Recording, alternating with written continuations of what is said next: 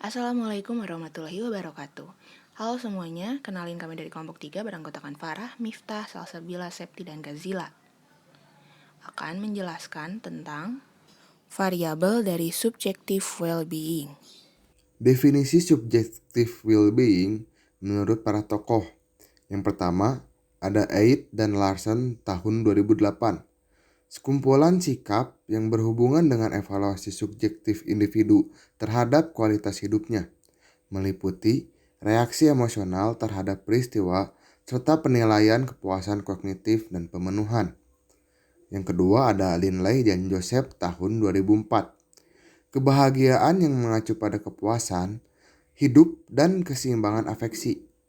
Hipotetik penelitian menunjukkan bahwa rata-rata karyawan PT JSAS memiliki SWB yang tinggi. Rata-rata karyawan pada penelitian ini dilakukan memiliki SWB yang tinggi. Hal ini kemungkinan disebabkan karena karyawan akan menilai secara positif dan merasakan kegembiraan dan kebahagiaan. Setiap orang, termasuk ibu jalanan, memiliki SWB yang sangat bervariatif dan dipengaruhi oleh berbagai faktor.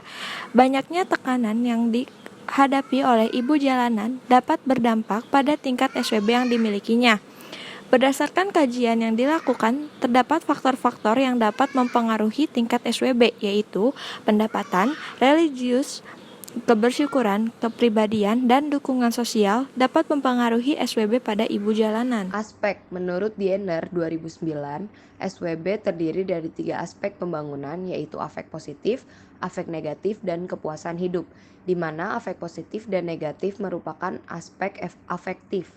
Sedangkan kepuasan hidup termasuk aspek yang mempresentasikan aspek kognitif individu. Aspek kognitif menurut Diener 2009, evaluasi tersebut berasal dari individu di mana masing-masing individu merasakan bahwa kondisi kehidupannya berjalan dengan baik. Kepuasan hidup dan kepuasan domain merupakan aspek kognitif karena didasarkan pada kepercayaan evaluatif atau sikap individu yang dimiliki dalam kehidupannya. Evaluasi umum, kehidupan global, evaluasi khusus, domain tertentu. Kemudian, aspek afektif yang berupa evaluasi afektif individu terhadap kehidupannya. Aspek afektif ini ditunjukkan dengan keseimbangan antara afek positif dan afek negatif yang dapat diketahui dari frekuensi individu merasakan afek positif dan afek negatif yang dialami individu setiap harinya. Ed dan Larsen menurut 2008.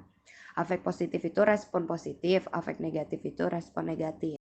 Peran variabel pada masa pandemik. SWB merupakan istilah dari kebahagiaan atau kesenangan yang berkaitan. SWB dapat memberikan hal yang positif, terutama pada kesehatan yang dapat mempengaruhi imunitas pada tubuh.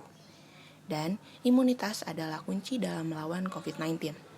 Resiliensi ini dibutuhkan oleh setiap orang karena akan menjadi sumber kekuatan yang membuatnya mampu bertahan dalam kondisi apapun.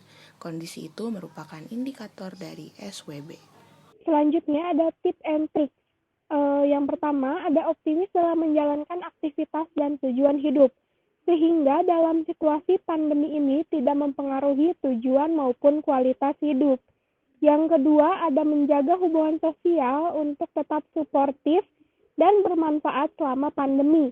Yang ketiga, ada meningkatkan semangat untuk berinovasi dan berkreasi. Sekian dari kelompok 3. Wassalamualaikum warahmatullahi wabarakatuh.